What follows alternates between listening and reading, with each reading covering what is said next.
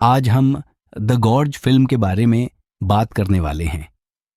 यह एक action horror film है जो Amazon प्राइम OTT ऐप पर उपलब्ध है। अब हम इस फिल्म की शॉर्ट स्टोरी देखने जा रहे हैं, तो चलिए बिना देर किए सीधे कहानी में चलते हैं।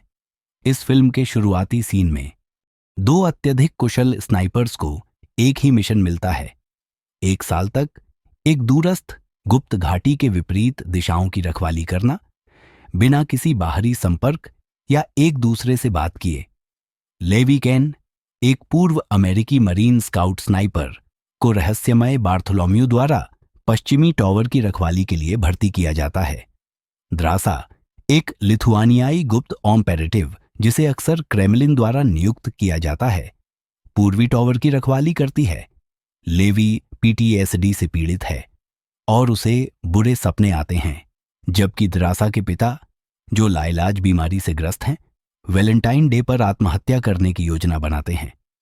लेवी अपने पूर्ववर्ती JD, एक पूर्व ब्रिटिश रॉयल मरीन कॉर्पोरल, को रिलीव करता है।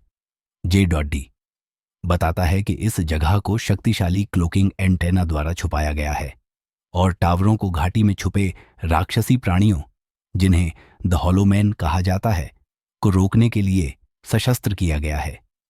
JD स्ट्रेडॉग नामक एक अज्ञात इमरजेंसी प्रोटोकॉल के बारे में चेतावनी देता है, और यह भी कि 1940 के दशक में घाटी में भेजे गए सैनिकों की पूरी बटालियन कभी वापस नहीं आई।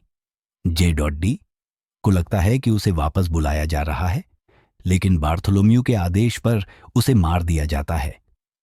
कई शांतिपूर्ण हफ्तों के बाद द्रासा अपने जन्मदिन पर नो कम्युनिकेशन प्रोटोकॉल तोड़ती है और लेवी से लिखित संकेतों और शार्प शूटिंग प्रतियोगिता के जरिए बातचीत शुरू करती है। इसी बीच हॉलोमैन की एक लहर घाटी से बाहर निकलने की कोशिश करती है, लेकिन द्रासा और लेवी अपने निशानेबाजी कौशल, ऑटोमेटेड टर्ट्स और माइंस का उपयोग करके अपने टावरों और एक दूसरे की रक्षा करते हैं। वे दूर से ही बंधन बनाते हैं, शतरंज खेलते हैं और ड्रम सेट बनाते हैं। अपनी पोस्टिंग के 6 महीने बाद लेवी जिपलाइन के जरिए घाटी पार करके द्रासा के साथ डिनर करने पहुंचता है। वे एक रोमांटिक रात बिताते हैं और लेवी उसे बताता है कि वह उसके लिए एक कविता लिख रहा है। अगली सुबह जब लेवी अपने टावर वापस लौट रहा होता है, तो हॉलोमैन द्वारा माइंस के विस्फोट से उसकी केबल टूट जाती है और उसे घाटी में पैराशूट से कूदना पड़ता है। द्रासा खुद को सशस्त्र करके उसके पीछे कूदती है। दोनों को पता चलता है कि घाटी के अंदर के सभी पौधे और जानवरों का क्रॉस म्यूटेशन हो चुका है, जिसमें हॉलोमैन भी शामिल हैं, जो दशकों पहले के गायब सैनिक हैं। शत्रुतापूर्ण जीवों से लड़ते हुए द्रासा और लेवी म्यूटेशन के स्रोत का पता लगाते हैं।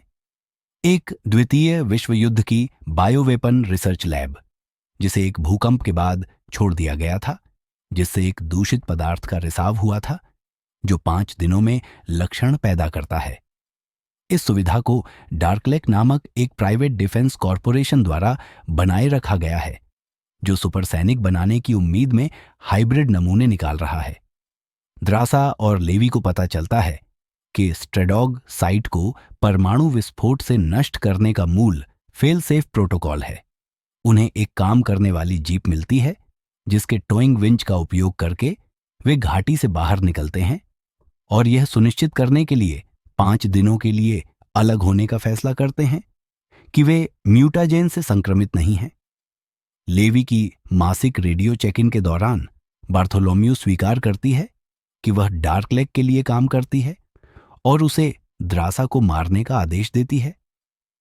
यह जानते हुए कि दोनों स्नाइपर्स ने सच्चाई का पता लगा लिया है, बार्थोलोम्यू उन्हें खत्म करने के लिए एक टीम भेजती है। बार्थोलोम्यू और उसके आदमी टावरों को खाली पाते हैं, क्योंकि द्रासा और लेवी उनके पीछे भेजे गए सशस्त्र ड्रोन्स को मार गिराते हैं और क्लोकिंग एंटेना को नष्ट कर देते हैं, जिससे साइट निगरानी में आ जाती है और एस्ट्रेडॉग का विस्फोट शुरू हो जाता है।